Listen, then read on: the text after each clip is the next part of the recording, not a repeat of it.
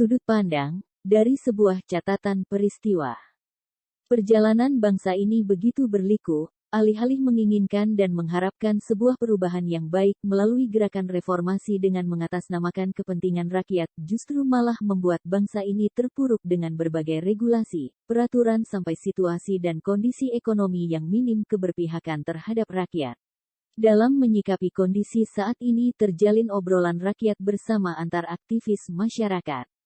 Ada Anton, Andi Kodrat dan Erik Laras yang mewakili unsur elemen masyarakat. Oke. Assalamualaikum warahmatullahi wabarakatuh. Ini udah waktunya kita lagi bukber ya. Daripada bukber belum nih, ya alhamdulillah nih kita udah makan bukber pakai pisang.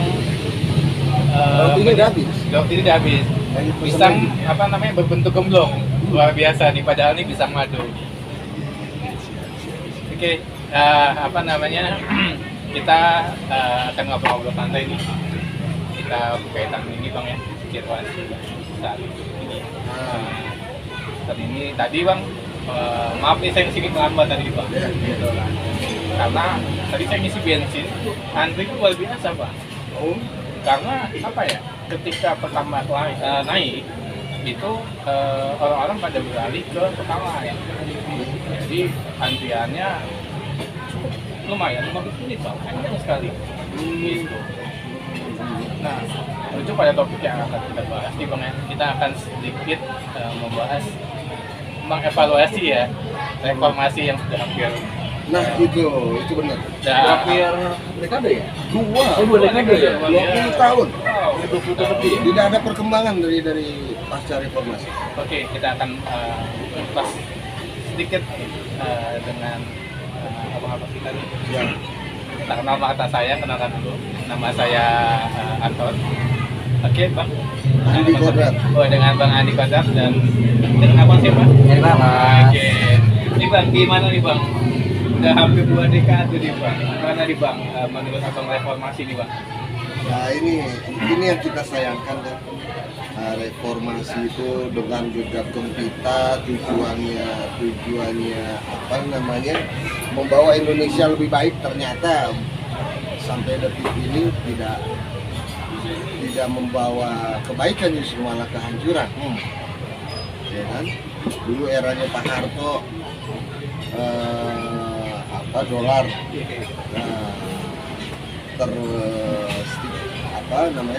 terkoreksi di angka paling tinggi kalau nggak salah zamannya saya ya, 1.200 itu paling tinggi. Luar biasa. Ya kan? Di level itu harga minyak premium 500 rupiah per liter. Berbeda sampai saat ini. Loh, artinya dalam hal ini bahwa reformasi itu tidak membawa kebaikan.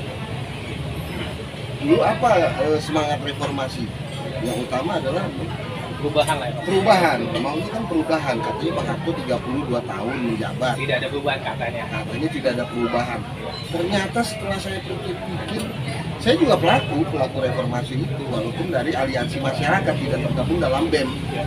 Gitu. Kita gabung sama anak-anak Atma Jaya tuh di Senayan, di Semanggi. Ya, kita ikut di sini, terus kita ikut di yang di Cipto tuh namanya, jalan itu jalan apa? Salemba. Ya kan? Loh, apa tujuannya? Karena dengungan yang disampaikan itu adalah untuk memperbaiki bangsa, bahwa Pak Harto itu begini begitu ya kan? Negatif semua bahasa. Ternyata setelah saya pelajari yang benar Pak Harto. Kenapa bisa Pak Harto, Pak? Nah, kalau boleh tambah. Begini, pertama kita melihat fakta ya, fakta realita. Kita tidak bermain dalam opini ataupun teori, ya kan? Faktanya, dulu satu kebijakan yang saya ingat waktu zaman Pak Harto, yaitu ekonomi dumping, yaitu menyetop keran impor, membuka keran ekspor. Memang dulu tidak ada yang namanya Ferrari di sini. dan yang bisa masukin Ferrari atau Forza, ada beberapa Forza, ada beberapa Ferrari, itu orang-orang tertentu dan pajaknya dibayar. Kalau saat ini mana? Banyak yang punya Ferrari, coba lihat pajaknya benar atau tidak. Padahal anggota dewan juga ada yang punya Ferrari. Nah itu salah satu. Nah terus kemudian programnya Pak Harto itu adalah kita ingat ya dulu ya, katanya kebebasan pers. Terus ternyata saat ini kebebasan pers yang seperti apa? Dikerangkeng juga kok kebebasan pers saat ini. Kalau ada yang melebihi tidak sesuai dengan kebijakan pemerintah, dikerangkeng, dibatasi. Apa itu kebebasan pers? Tidak dong. Ya kan? Tidak ada pemikiran yang membangun, yang menjaga ukhuwah, yang menjaga kedamaian, ketentraman, nggak ada. Pak Harto dulu pernah, kan ada pepatah mengatakan, bukannya pepatah ya, apa ya bahasanya, dulu kita waktu kecil, orang tua kita kalau lagi ngobrol, kita ikut ngobrol, kita diusir sama orang tua. Anak kecil sana, ini urusan orang tua. Loh, itu yang dipakai Pak Harto dalam menyikapi kebebasan pers yang mungkin bisa menjadi sebuah senjata makan tuan pada pemerintahan seperti itu kan. Gitu. Jadi saya melihat banyak yang dilaksanakan oleh Pak Harto, kemudian kebijakan-kebijakannya itu mengatur kepada kearifan lokal dan falsafah bangsa. Itu dia seperti yang tadi pers seperti itu, kebebasan bukan dikerangkeng pers seperti itu, tapi dibatasi karena pers itu kan jadi dua mata pisau. Dia bisa membunuh tapi bisa juga memblow up, ya kan, informasi yang baik dan yang patut untuk diterima. Seperti itu aja saya lihat. Nah, kalau menurut saya ini Bang ya, ketika sekarang tuh masyarakat seolah-olah terbentur gitu dengan istilah cebong dan kadrus. Dan menurut saya sih saat ini jadi seolah-olah gaduh gitu loh negara ini gitu loh. Gitu kan. Ya gitu. Kacamata Bang gimana Bang?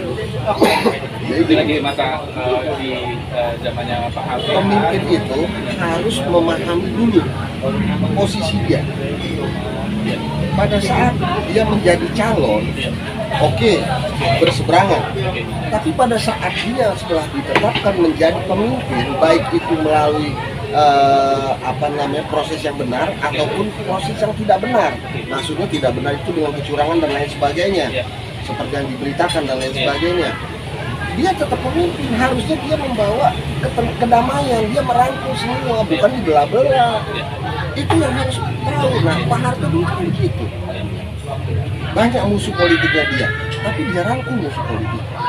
Banyak ulama yang tidak paham beliau, tapi dia rangkul ulamanya. Sampai duduk bareng ya. Duduk bareng sampai akhirnya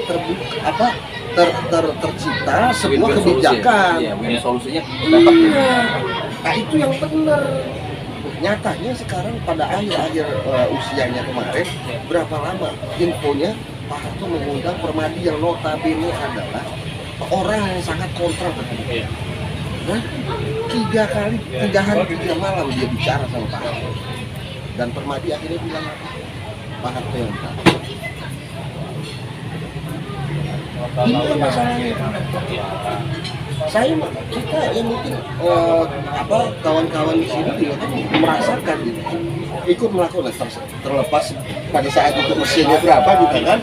Kalau saya terus terang memang saya udah berusia gitu, saya ikut, kita kan semuanya kan terkontaminasi sama fitnah propaganda, ya kan.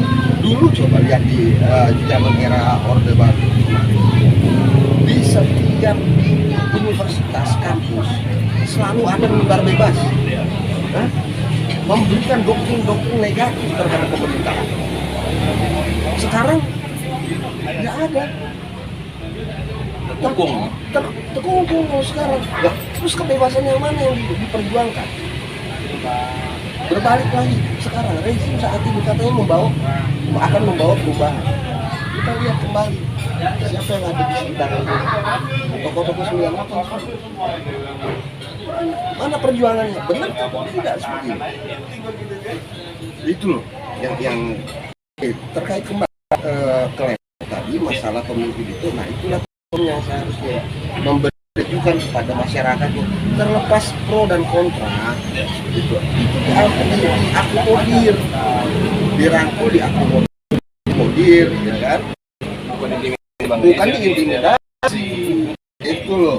Itu benar sebaiknya pemimpin itu yang seperti itu. Kalau ini enggak, nah ternyata ada apa ya di balik semua ini. Saya juga nggak yakin, saya juga udah memahami, mempelajari peristiwa 98. Bukan mahasiswa kok yang ada kekuatan besar di belakang mahasiswa. Saya berani bertaruh. Nah, ini yang saya rasakan, itu tidak berbicara teori, tapi berbicara fakta. Rentetan peristiwa dari 98, pra 98, 98, pasca 98. Gimana? Coba tarik benang merahnya. Diawali dengan terjadinya isu gejala sistemik ekonomi. Siapa yang melempar isu? Sampai terjadi krisis global. Indonesia ini tanah rahmatan alamin.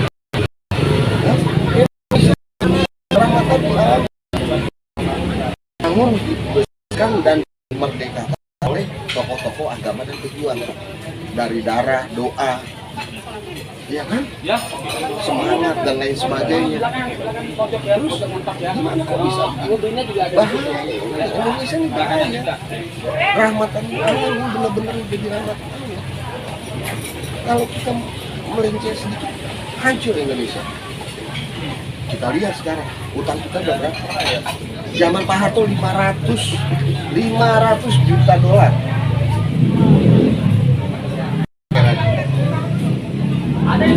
Tidak berubah. Neraca perdagangan bagaimana? Neraca anggaran sabun flat semua. Pembangunan merata. Oke. Kembali soal infrastruktur sekarang. Era Pak Harto, infrastruktur itu adalah pembangunan irigasi, waduk, dam, dan lain sebagainya. Itu mengacu kita kepada surat dalam Al-Quran yang mengatakan, aku ciptakan kalian berbangsa-bangsa untuk saling melengkapi. Loh, kita dijadikan negara agraris, bukan negara modern. Kalaupun mau modern di sektor agraris, pertanian, perikanan, dan lain sebagainya. Itu yang benar. Sekarang nggak mau jadi negara modern yang industrial dan lain sebagainya. Nggak bisa. Terus gimana cara untuk melengkapinya? Bukannya untuk melengkapi, malah bersaing akhirnya. Indonesia agraris penghasil rempah, pertanian dan lain sebagainya. Yang membutuhkan pertanian siapa? Jerman sebagai negara ekspor ke sana. Bisa olah jadi produk olahan supaya seperti itu. Lagi lah itu yang menjadi saling melengkapi itu. Nah, terus Jerman sebagai negara industri, kita mau jadikan Indonesia sekarang negara industri juga, bersaing ya kalah lagi. Logikanya kan begitu. Terus gimana 98 hubungannya? Jadi kawan-kawan ya, khususnya adik-adik mahasiswa ini harus paham yang kayak begitu. Kita tidak bermain teori, bullshit lah itu teori. Ngerti teori yang enggak? Awalnya teori itu apa? Albert Einstein melahirkan teori elektrisitas listrik, ya kan? Dari mana? Pengalaman dulu, faktanya dulu diambil, baru dia simpulkan melalui pemahaman dia menjadi sebuah teori bahwa listrik itu bisa tercipta dari air yang menyala gini, gitu kan? Baru dituangkan dalam ini. Oh, begini loh membuat lampu, begini loh membuat listrik. Begitu, ini bukan teori semua. Kayak kemarin itu siapa tuh? Anggota dewan dari saya apa tuh? Dia bilang, saya anggota dewan terhormat. Bodohnya orang, ya kan? Yang terhormat kita rakyat. Dia paham nggak esensi sebagai anggota dewan? Kan lautan tertinggi adalah Nah, itu kan yang benar. kan urut-urutnya kan memberikan mandatnya kepada MPR, MPR memberikan mandatnya kepada presiden. Berarti presiden mandataris MPR, MPR mandataris rakyat. Itu